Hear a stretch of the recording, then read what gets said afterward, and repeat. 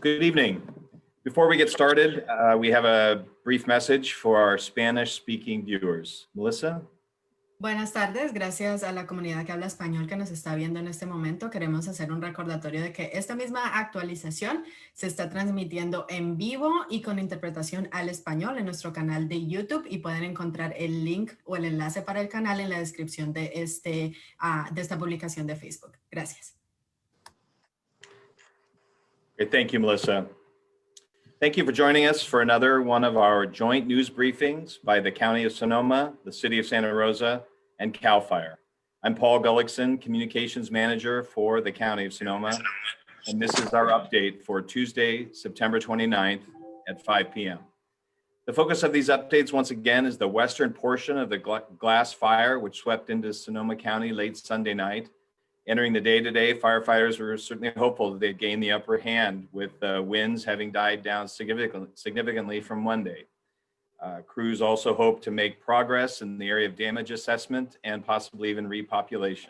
Sure enough, late in the afternoon, most of the evacuation warning areas in the western portion of this fire zone were lifted, while other areas, especially those in the Rincon Valley portion of Santa Rosa that were under evacuation orders, were downgraded to evacuation warning areas, allowing many evacuees to go home if they so chose to do so. For more on the updates of our fire, let's turn to CAL FIRE Division Chief Ben Nichols. Thank you for having me. So those that have not got the numbers for the day, currently the glass fire is at 42,360 acres, 0% contained. Currently 1,474 firefighters assigned to the incident. And as you indicated, the structure inspection process, the damage inspection process for the damaged and destroyed structures in the fire area has begun. And the initial numbers today are 113 structures for the entire incident, of which 28 residential homes in Sonoma County were destroyed. Another 52 in Napa County. And the structures threatened overall by the fire is 10,277 homes. And today, crews are working hard, as you indicated, with the wind coming off of the fire this morning that allowed, or correction, yesterday it allowed those resources to go direct on the fire and start that long, laborious process of constructing the containment lines that ultimately will be the lines that we use to extinguish the fire. The priorities for today were a significant portion of line to be cut between Gray Pine Trail and Bald Mountain in the Sugarloaf State Park, as that line has to hold, because if it doesn't, we're going to have to fall back to the Oakville grade on the Napa County side and Trinity Road on the Sonoma County side.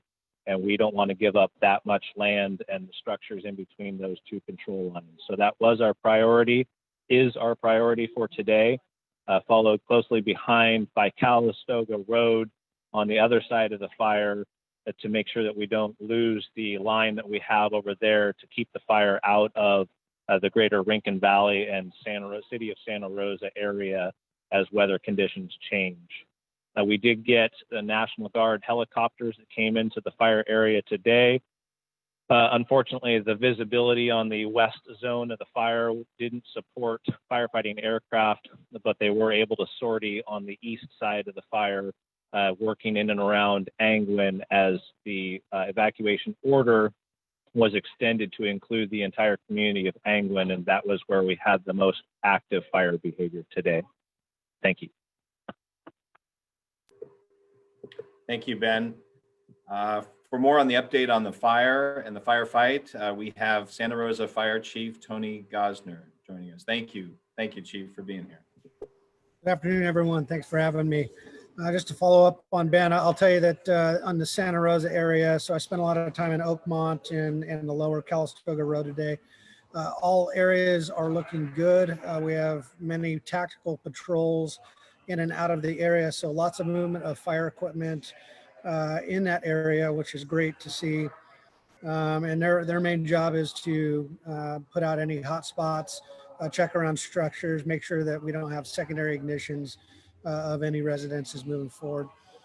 Annandale's looking good. It is burning in there, but they are using the trails as containment lines and working through that area. I will say that I'm being told, and hopefully it changes, but what I'm being told is we will be having a red flag warning this week. So Wednesday and Thursday, we're looking at 100-degree days with some wind and low humidities. So it's really important that all of us that are out there to really make sure we pick up these hot spots and clean everything up as much as we can before we see more heat and wind. And that's for that's going to hit the entire fire area. We got a lot of fire on the ground still, but there's a lot that can still burn. So we are prepared for that. We're preparing for that and acknowledge the tough circumstances that we have. One of the things that we did do today was release evacuation orders to warnings from mostly Calistoga Road west. So most of those folks are able to go home at this point under a warning. I will say there are some properties that still do not have power, and PG&E is working on that as we speak. I did go up Los Alamos Road right outside the city. Lots of damage to infrastructure in terms of power poles and utility lines. So there is a lot of work to be done on that front before we can even start thinking about letting anybody get into some of these more remote areas. Lots of crews up there working as we speak, taking down trees and replacing poles and removing wire and things of that nature. The lower Calistoga Road looks really well as too. And so there's hot spots all over. The sun comes out, the smoke lifts a little bit. And on top of that, you get a little bit of wind and we start seeing these hot spots pop up in mulches and landscaping and, oak trees, things that were on fire at one point. So there is a lot of work in and around the city, and that's really around the entire fire. Wherever there's equipment and they're not actively fighting fire or trying to control fire, they are trying to put down hot spots and create containment. With that, I'll stop there. Thank you. Thank you, Chief. It's certainly good news, but there's still a long road to go. So thank you for that update. For more on the situation on the front lines, let's turn to Santa Rosa Police Chief Ray Navarro. Thank you, Paul. So in coordination with CAL FIRE and the Santa Rosa Fire Department, as Chief Gosner has stated, we have lifted certain areas of the warnings and or downgraded some of the warnings and also lifted some of the evacuation orders. If you live within the city limits and you're not sure where those are or what zone that you live in, you can look it up at srcity.org/evac zones. So continue to monitor that website, and you can also go to srcity.org/glassfire for continued updated alerts on the fire emergency. So the lifted areas include the evacuation warnings for East 1, East 2, and East 3. Those have all been lifted and are back to normal. The evacuation areas or orders that have been lifted include all of Summerfield, all of Spring Lake, all of Northeast 2, all of Northeast 3/Middle Rincon. And then there's portions of Calistoga South and portions of Melita that have been lifted. So be very careful and follow the information that's on our website. We still have evacuation orders in place for, again, portions of Calistoga South, Skyhawk, including everything east of San Ramon and Mountain Hawk Drive. We also have portions closed in Melita, east of Calistoga Road, north of Melita between Queen Anne and Montgomery, and all areas east of Channel Drive, south of Montgomery Drive. It sounds very confusing, but we're trying to get as many people in to the safe areas and keep everybody out of the areas that are still dangerous. The other zones that are still remain under mandatory evacuation include Calistoga North, Stonebridge, Pythian, Oakmont South, and Oakmont North. You still cannot go back to those particular areas. We continue to watch over these areas and maintain safety using our officers and officers from mutual aid agencies. We're very mindful of the traffic that's going in and out. I do want to remind everyone that it is against the law to be in these evacuated areas, so do not go in there. We need to make sure it's safe for not only community members, but also our public safety who are going through these areas to get to the fires. We just ask the community, again, to follow us on social media. We ask them to be mindful of everything going on. Even though things are opening up, it is still dangerous, and that to use patience and to be flexible and to make sure that you're up to date on the changing conditions. I think one more thing, we have had a few reports of missing persons, but we have located them. If there is a concern, we're asking everyone to call it within the city limits, to call the Santa Rosa Police Department at 707-528-5222 to report those missing persons. And we have our detectives who are working on those as they come in. And I think that is all I have. And look forward to having any questions if you might have those. Thank you. Thank you, Chief. As one of those who has been allowed to go home, we are very grateful, and I know all my neighbors are as well. I know there's a lot of confusion about where these boundaries are. Just to repeat what the Chief said, there are maps available on the county's website, which is socoemergency.org, and I know the City of Santa Rosa has them up as well on their website, which is srcity.org. For more on what's happening in the streets, I'd like to go to Sergeant Juan Valencia of the Sonoma County Sheriff's Office. Juan. Hi, Paul. Thank you for having me today. So we just want to address it that this is our fourth fire since 2017. We all have fire fatigue. We keep on addressing it, talking about it. We're all kind of tired. Hopefully this fire is put out soon. We shared a map on our social media platform since 2017, all the fires, the area that it's burned, and it got a lot of traction. So we just wanted to share that with the community of how the fire is impacting all of us. We want to also address the thousands of people that did evacuate under Santa Rosa's jurisdiction and the county's jurisdiction that followed the rules, that followed the orders of how to evacuate and evacuated safely. First off, we also have every single deputy has been ordered in, and they're all working nonstop 24 hours a day, 7 days a week until this is put under control. We have CHP at checkpoints assisting Santa Rosa PD as well. So a big thank you to them. So far, we've made 5 arrests for people entering an evacuation zone. 0 arrests have been made for looting. We still have a handful of people out in the county that are still under an evacuation order and warning. So we understand people want to get back home, but it's, as they've explained, it's a lengthy process that does take time in collaboration with the utilities and CAL FIRE. We don't have any missing persons at this time, and we don't have any reported fatalities. We also want to remind people there are 3 simple things to keep you and your family safe.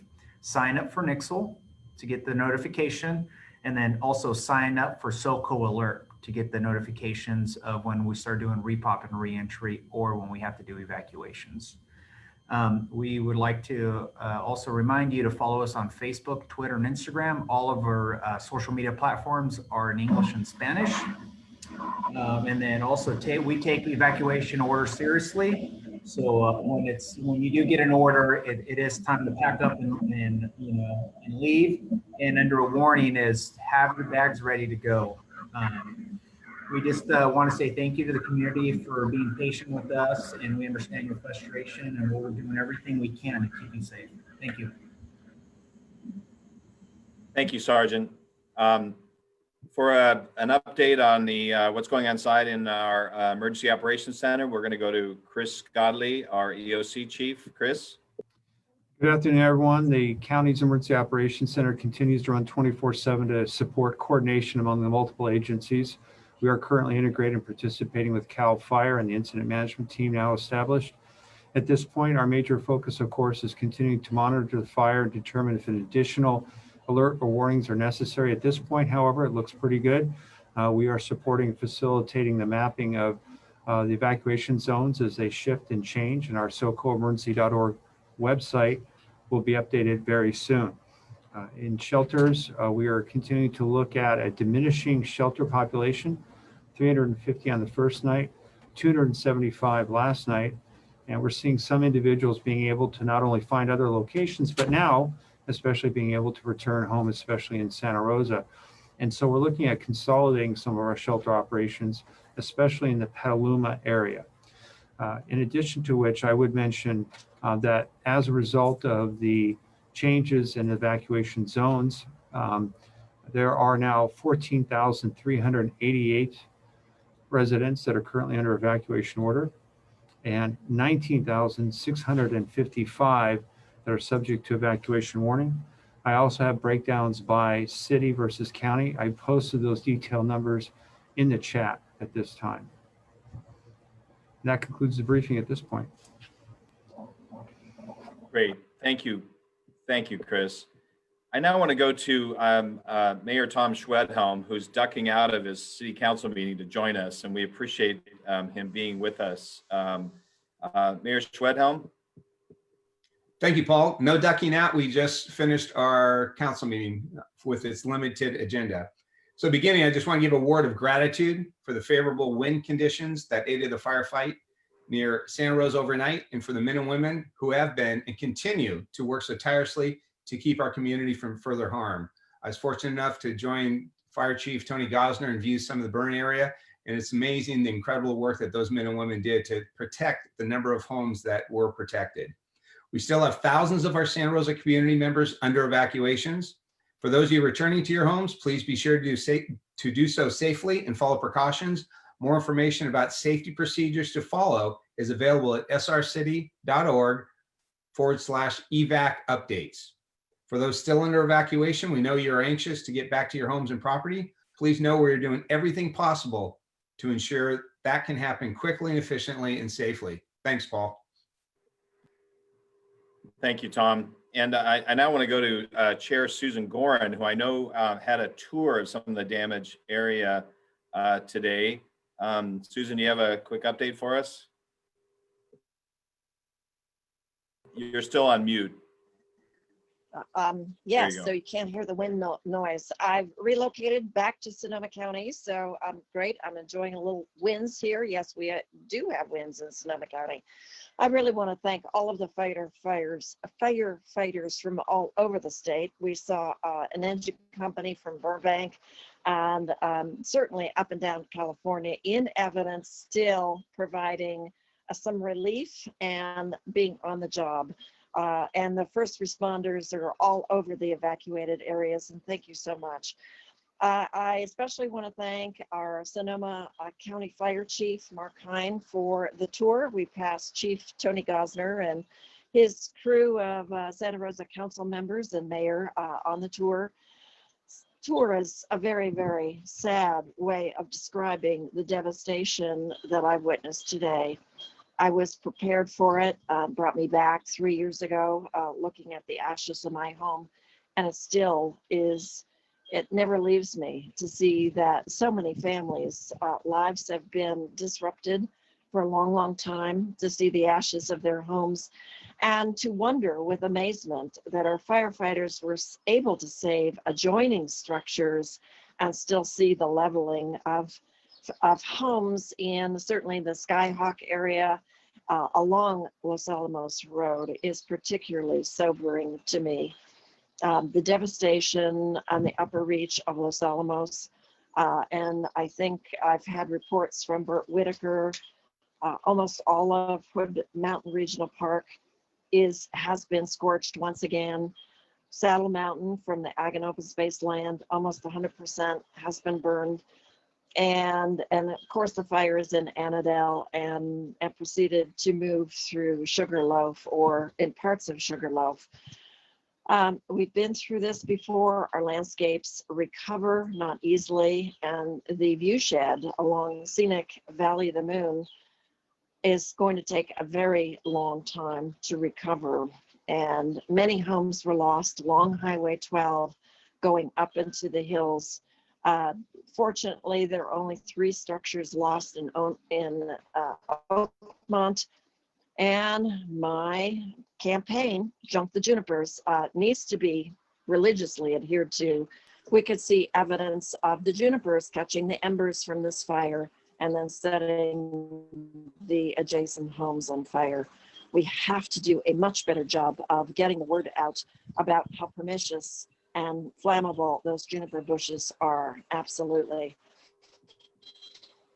More to come. I was not able to get up to St. Helena Road, that area that was spared in the 2017 fires, and from Chief Hine, a lot of devastation is visited by the fires, and folks I know in all of those areas lost their homes. So we will be hard at work outreaching to all of those families with assistance through the establishment of a local assistance center and reorganizing our block captains, neighborhood captains once again to provide solace, counseling, information, and we will get the information out presently about when that assistance can be expected. But right now, we need to get the folks back into their homes, and me included. But there was a lot of utility restoration, guardrail replacement along Highway 12, cleanup of dangerous trees and fire burned trees. I think before Oakmont and the areas along there can be repopulated, hopefully in the next 2 days, but those homes need some energy, and then we'll get on with the task of cleaning out our refrigerators. So once again, thank you to our great first responders, firefighters. I've personally thanked a lot of you who are ready to drop. You're exhausted, catching a little shut-eye where you can. And this is who we are, Sonoma County. We stay to the end and we do what it takes. Still, lessons to be learned from this fire. Chief Hine predicts that it took 40 minutes to get from the Napa Valley line to Highway 12. The fires are here to stay. They're part of our world, but the speed and the devastation should never be underestimated. So thank you all once again. More to report tomorrow. Okay, thank you, Chair Gordon. These certainly are dangerous fires. We're very honored to have with us Congressman Mike Thompson. Congressman Thompson, I hope your house in St. Helena is okay. Well, Paul, thank you very much. My house is fine. Jan and I moved back in last night, and we got our power on today. But I just want to add to what everyone else has said about how heartbroken I am and how sad I am for everyone who's lost a home or been inconvenienced or evacuated. This is just a real tough time, and it's too many years in a row and too many times in a row that we've been experiencing this. So I appreciate your tenaciousness for everybody out there who's facing these hardships, and we'll get through it. And I think everybody just needs to know that you've got an incredible group of people, an incredible team behind you to help you through it. And thank you to everyone who's on this team. The first responders most certainly are doing an incredible job keeping people safe. And it goes even beyond that. The administrative staff, everybody that, it takes a lot of people to make this happen. And they're doing a great job. And as I said before, those of us who are on this panel, we've been through it a number of times. And I just couldn't think of a better team of people to work with than all of you. So thank you.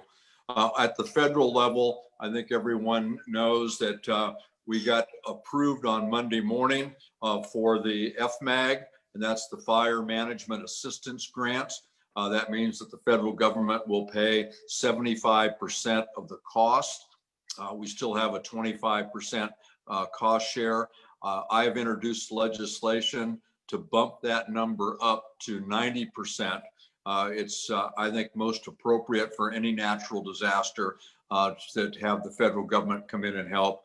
And especially now, when we're in this pandemic that's already cost our state and local governments so much money. And so it's important that we get that. And that provision, that legislation, the 90% legislation that I introduced, was included in the most recent COVID legislation that will pass the House, I believe, this week. So that's an important step. And then today I introduced legislation, the Disaster Tax Relief Act, that will ensure that folks have access to disaster tax relief for anyone who is affected by a natural disaster in 2020. It'll make it easier for people to use their retirement funds to cover disaster fund, offers numerous tax credits to help people keep their employees employed and make it through these tough times. I'll continue to work on that. Thank you again, everyone. And if you get the word from our first responders that you need to evacuate, do it. Don't second guess these folks. They know what they're doing. And if they issue an evacuation, it's for your safety, the safety of your family, your friends, and your neighbors. So again, thank you all very much. Thank you, Congressman. We're also pleased to have with us, again, State Senator Bill Dodd, whose district also straddles both of these counties involved in this fire. Senator Dodd, thank you for being here. Thank you very much, Paul. And I kind of want to echo a little bit of the Congressman's comments. I don't know if most of you that are on this line were with us in 2017, coming together, and Cal Office of Emergency Services Director Mark Ghilarducci, talked to everybody, and that we're one team, one fight. And I have really noticed the synergy between Sonoma County and the city of Santa Rosa, both in elected and staff, from all the fire departments throughout the area, law enforcement, CHP, sheriffs, Sonoma County sheriffs, Santa Rosa PD, really doing a great job exemplifying those words, one team, one fight. You guys are all doing a great job, and I, for one, am noticing it, and I appreciate it very much. Thanks, Paul. Thank you, Senator. And we also are happy to have with us Assemblyman Mark Levine. And Assemblyman Levine, thank you. Thank you very much, Paul. And thank you to everyone and law enforcement and firefighters, first responders, the entire team here for keeping our community safe, as well as communicating what we need to do to remain safe. Yesterday, actually the beginning of the fire, Sunday evening, was the beginning of Yom Kippur, the holiest day of the year for members of the Jewish faith. And it was a very difficult day for people as they were hearing or could tell because of the air quality that there was a problem in Sonoma County and in Napa County. And for people to be able to exit that prayerful day and get information about what was happening and have been able to remain safe, I want to extend gratitude for everyone that was making that possible as well. We've heard some good news today, but we've also heard warnings that if you get an order to evacuate, it's time to leave. Over the past 2 years, I've visited a number of places where we've had fires here in Sonoma, but also in Butte County and Santa Barbara, where people who waited too long suffered a tragic fate, who lived a nightmare that none of us want to imagine, whether they died in their homes, in their garages, huddled in their pools, in a car trying to get away, but the car couldn't escape the flames, or even because a mudslide buried them alive in their own home. These are all descriptive warnings of what can happen if you don't heed the call to evacuate, if you're not prepared to go. So this is the time, if you haven't yet, to make a plan to get ready if you need to evacuate. Don't try to be a hero. Don't try to run your water hose over your home to protect it. Those are great stories. The media covers them, but too often it ends tragically. So please be prepared to leave. And if you can, start early. And if you need help, make sure people know. Thank you. Very true. Thank you. Thank you, Assemblyman. We appreciate you being here. I now want to go to Sonoma County Supervisor Shirley Zane, who has a brief message she wants to share. Shirley? Yeah, thank you, Paul. I had a chance to go out to some of the evacuation sites today, the Vets Halls in Santa Rosa and Petaluma, and I just wanted to shout out for the, human services employees that are running those shelters, because they are really incredible. The services that they're providing there, and it's clear that the people who are there are not under great circumstances, but are feeling really cared for. So shout out for those first responders too from Human Services. And I did want to also thank again all of our firefighters and our partners, and also let you know that there are still some spaces now, because a lot of the seniors that were there that had lived in residential care facilities are now in other sites. And thank you, Senator Bill Dodd, for authoring that legislation that made that possible.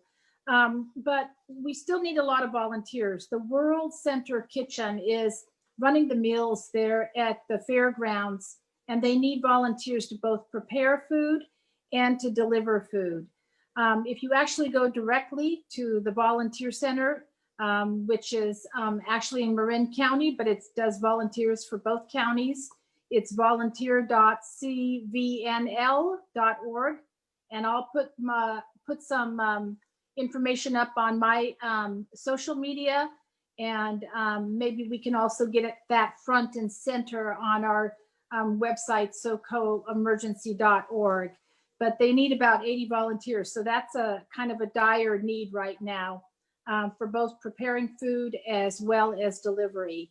Again, thank you to all of the partners. Thank you to the incredible volunteers, and thank you to all of our incredible employees at the county, at the state, and at the city that are coming together on this. And, you know, we've been through way too many fires, as Congressman Mike Thompson said, but it does seem like with each fire, we learn some things about working together and providing those services that people need, and most of all, keeping them safe.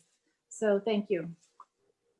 Thank you, Supervisor Zane. I just want to add, for those who are concerned about, we are still in a COVID-19 environment, those volunteer opportunities do have very safe protocols that they follow to make sure that their volunteers, as well as the people they serve, are kept safe. So just want to we'll make that evident on our updates as well. So we're now going to go to questions from the media, but before we do that, we have another brief message for our Spanish-speaking viewers. Melissa? Thank you, Paul. Un recordatorio para nuestra comunidad que habla español de que esta actualización se está compartiendo interpretada al español por medio de nuestra cuenta de YouTube, que pueden encontrar en la publicación de Facebook. Gracias. Thank you, Melissa.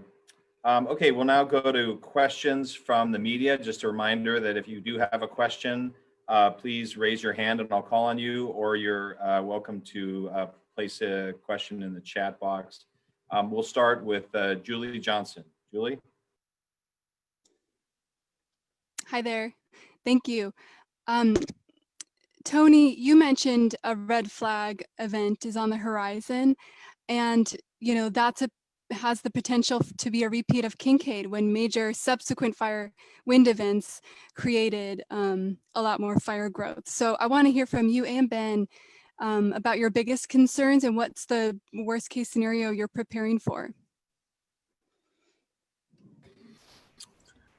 Yeah, it is a concern of all of ours. So, you know, Annandale sticks in my mind in terms of the Oakmont Summerfield Road areas. Really, if it's right now, the wind's going to be shifting towards Oakmont. Wednesday and Thursday, it'll shift back towards Summerfield. So both of those communities are in my view, with this weather event. We really got our eyes open to. And then really the St. Helena Road, Calistoga Road, that's big country out there that hasn't burned in a while. And it chunks through some of that country right now, but you had some temperature and wind, and that can create another dynamic that can give us some members in communities we don't need them. The Mark-West drainage, things like that. So we just got to get through the day, get through today, get through tomorrow, and we're all prepared for this event, and we'll make sure we handle business. But it's you can't control weather. You can only control what we can do.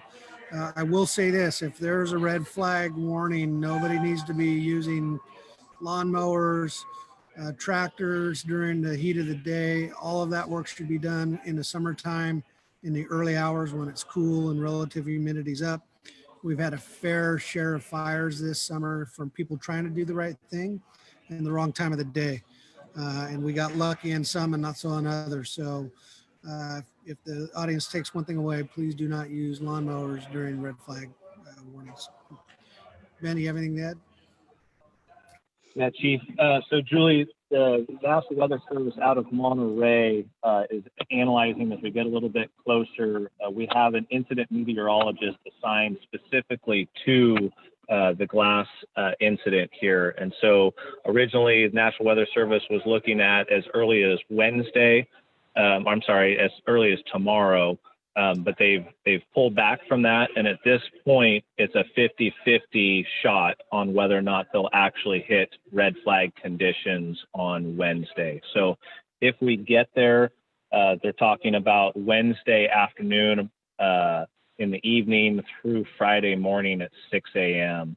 But basically, the driving factor is not necessarily the offshores that we normally associate with a red flag, but it's a combination of the duration of the conditions we're going to be in, with northwest winds forecasted to be approximately 10 to 15 miles per hour, combined with relative humidities under 18%, possibly low teens into single digits, and then little recovery overnight. So relative humidity is not supposed to be above 35%.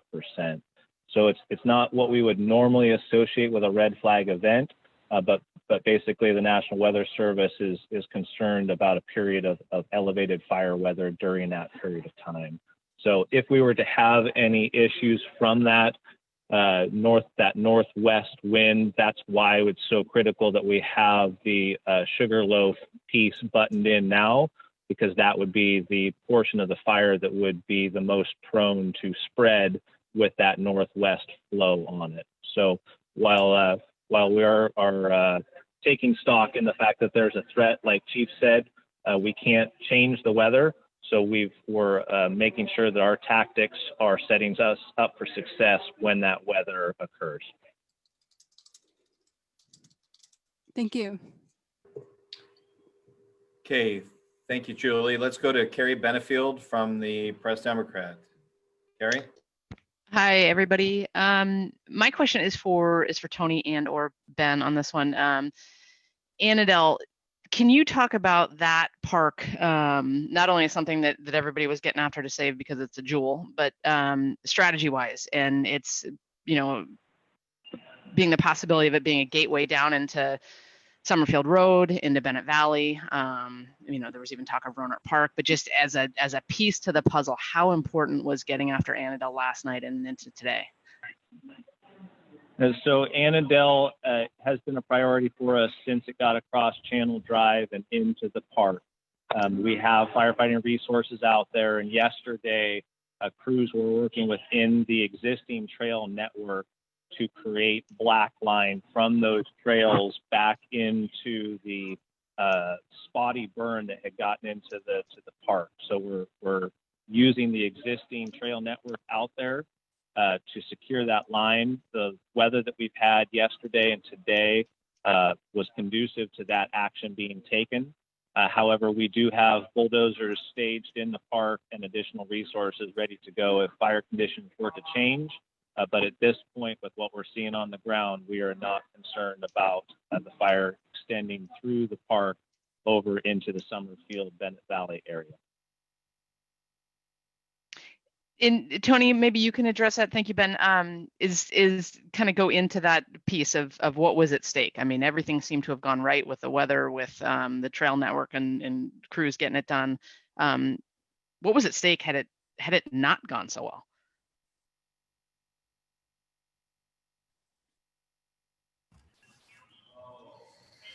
So if I understand your question correctly, you want me to give you what I think what bad weather and a fire in Annandale will do to the Summerfield and Bennett Valley area?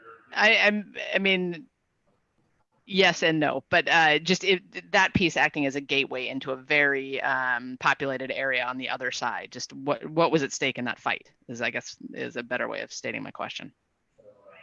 Well, the stake was the neighborhoods off of Summerfield Road and the Bennett Valley region. So it's a very important piece of property that we need to maintain and take care of. We're doing that with the last 2 days with the weather, like Chief Nichols said, to give us that better chance. The winds aren't going to be as severe as they were last week, which is helpful, but it'll still carry fire and move fire. But the bottom line, anytime we have red flag conditions and we have these late summer conditions in Annandale Park, it's dangerous for the communities where the fires are. And just like we saw with the fire that spotted on Sunday and came into Santa Rosa, it's the same sort of thing. You got winds, you got fuel that hasn't been burned that we know of in a very, very long time, and everything aligned to create what it did. So, we're doing everything we can to keep it out of all the communities moving forward. And the strategies of the last couple of days have just been a testament to that. Okay, thanks to you both. Thank you, Kerry. Let's go to JD Morris from the San Francisco Chronicle. Can you hear me? You're on. Hey, thank you. Chris, I was hoping you could elaborate on the evacuation situation. Did you guys end up moving anybody into hotels and Sonoma State dorm rooms? If so, how many? At this point, we did in fact move just a few selected residents into hotel rooms, those with significant and chronic medical conditions. But we also established a medical care unit, if you would, at the Petaluma Fairgrounds, i.e. the Sonoma Marin Fairgrounds. So we were able to actually provide kind of a better level of medical support for many individuals. We also did make use of Sonoma State University, both the congregate care setting as well as some of the dorm room suites, as it were. I don't have the exact totals on numbers for each one of those different elements, but I can get that to you. Okay, it sounds like a lot of people are still in congregate settings, though. Were they declining to go into hotels or other spaces? Is that like where they wanted to be, or? Well, not many. Many did not want to be split up, of course, but we're looking at a modified congregate setting. So don't picture a gym floor with 100 cots on it. We're looking at a larger space where there's significant buffer, if you would, a physical space between individuals or couples or family groups that are separating them physically. So the congregate setting is not as, if you would, challenging as it might have been in years past when you had a whole lot of people in one place.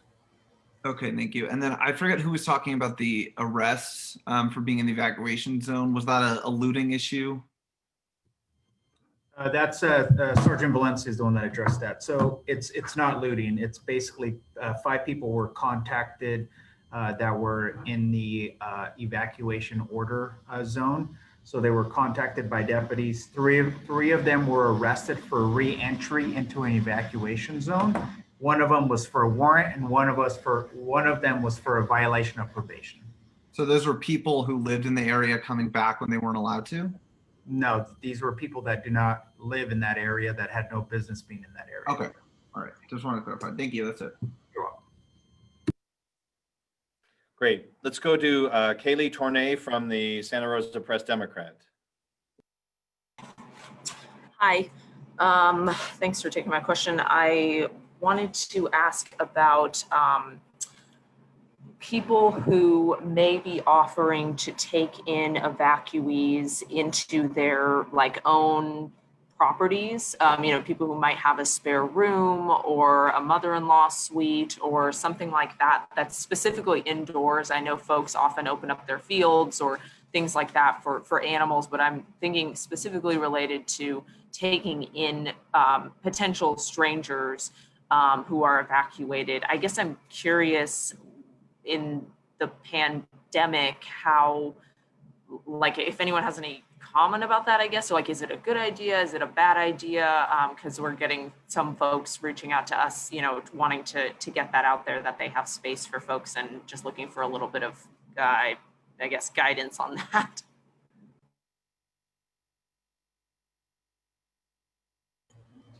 This is Chris. I'll take that question. In that, at this point, we're not recommending that practice.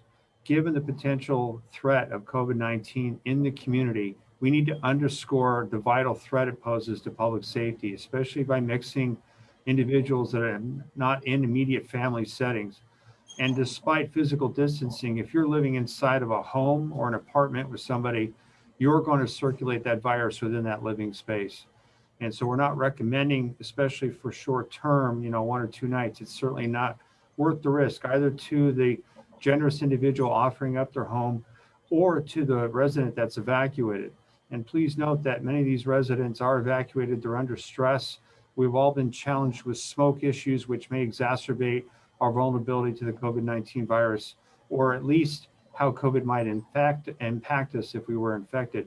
So at this point, we're not recommending that practice, but instead we are suggesting that people want to help out, that they can do so through their community groups, the nonprofit organizations that are providing a wealth of services to individuals, especially long-term support, whether it's behavioral health, food services, social networking, that kind of thing.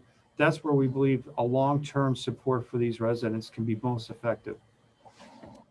And let me just add that during the 2017 fires and to this day, the best source of stabilizing housing for especially those folks who have lost their homes might be vacation rentals, longer term rentals, vacation homes.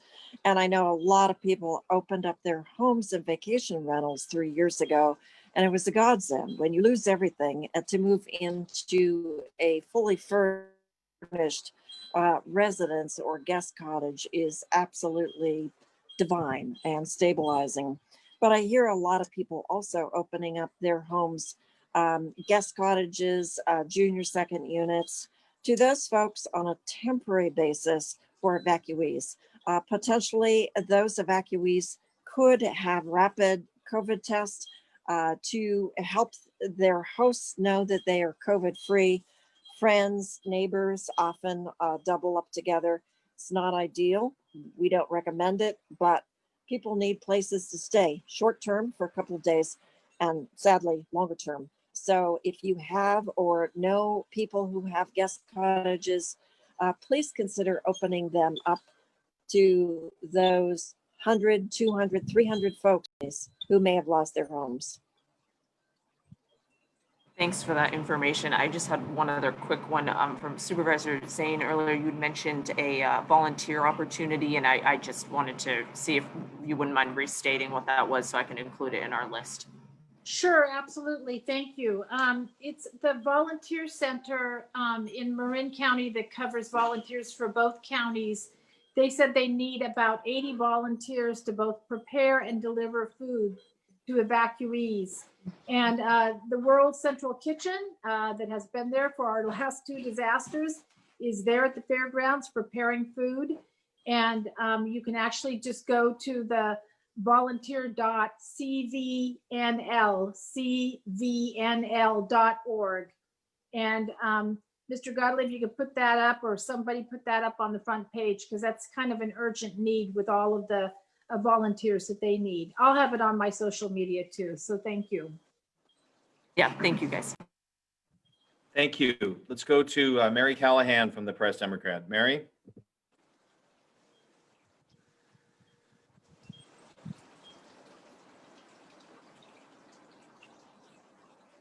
Mary, can you hear us?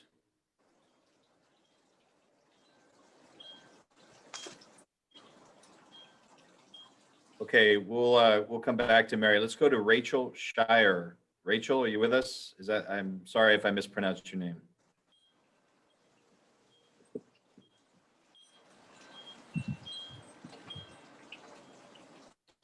Rachel, I think you're still on mute. Sorry about that. Can you hear me now? We got you. Go ahead. Okay, sorry. I'm with Kaiser Health News. I think you answered part of my question, but to follow up real quick on the medical unit that you had mentioned, I believe at the fairgrounds, do you have any sense of how many seniors and or people with special medical needs are still at the evacuation sites? Anybody? Chris, I can share that we're looking at approximately 24 individuals at the Petaluma Community Center, and we have approximately 20 individuals located at the Sonoma Marin Fairgrounds that are either of senior or may have underlying medical conditions requiring additional treatment, or not treatment, I should say, but additional attention. And I'd like to thank the professionals for volunteering for that medical unit. I met and talked with some of them today, and the population was light, but we are forever grateful to their medical expertise. And of course, they are anxious, their clients are anxious about going home. So I wanted to, having been at both evacuation centers, or two anyway, one in Petaluma and one in Santa Rosa today, that there are quite a few seniors, but a lot of them were picked up and taken to sites that weren't so large and congregate. And the Department of Health Services has contracted with a disaster healthcare organization that actually sends doctors and nurses in to the shelters and behavioral health specialists and provides care. So we're utilizing both those volunteers, but also a professional disaster service. And I was surprised to see how little people there were actually in both those sites, which is Santa Rosa Vets Hall and the Petaluma Vets Hall. Okay, thank you very much. Okay, thank you. Mary Callahan was having some problems with her mic, but she just had a question, which I guess would either be for Ben. She's asking whether there's any idea at this point about the cause of the glass fire. Ben, do you have some thoughts on that? I can tell you that the cause of the fire is under investigation at this time. Okay, fair enough. And let's finish once again with Julie Johnson of the Press Democrat. Julie? Hi. Thanks for the chance to ask a second question. And this is again for Tony and Ben. I heard local firefighters were finally allowed to go home and get a break this morning. Sounds like there was an influx of additional resources. And so I was hoping you could tell me a little bit about what new resources came in today and whether, that was a notable step forward for the work ahead. And given that so many had worked double shifts and were probably exhausted.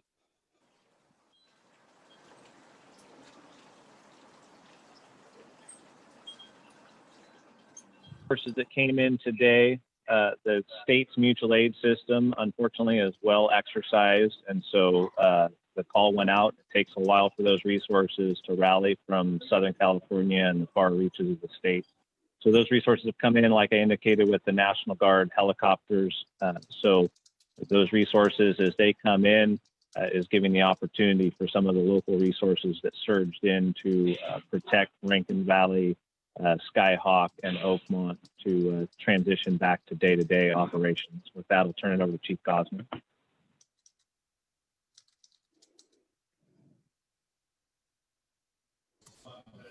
Thank you, Ben. Yeah, and I'll just add that we had some crews that are going home as early as tomorrow, and they've been on the fire since the beginning. We have some crews, for most everyone else, we are rotating those crews out so the engine can stay in service and provide work. But it's been a long few days, and it's going to continue for the next week or so. And more resources are coming in. It just takes some time to get here. When those resources come in, and we were able to spell our folks and get them back home where they need to be at times. Thank you.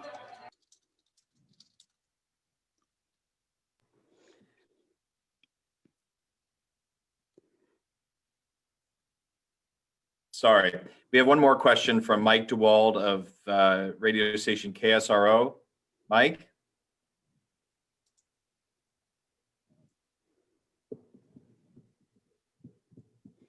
I think you're still on, you're mute. Mike, can you? Thanks, Paul.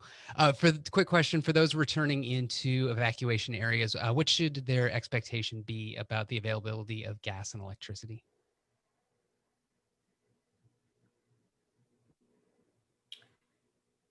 Do Chief Navarro or Sergeant Valencia, do you want to answer that? So I can tell you that what we do work with all the other agencies in Unified Command. The expectation is that we understand that the power should be on, but you never know what's going to happen. So we just ask everybody to be flexible, and things can change very quickly. And so there may be spots that PG&E is still working on. But I think we would have to refer you to PG&E for that.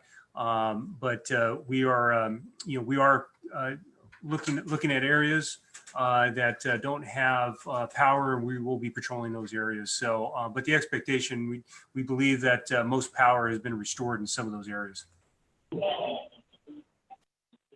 So, Mike, to follow up on Chief Navarro's information, that's one of the deals that we go through during these large major fires, is that people start to get anxious when there's not smoke in the air anymore, and why since the fire front has moved through so long ago, why they're not home.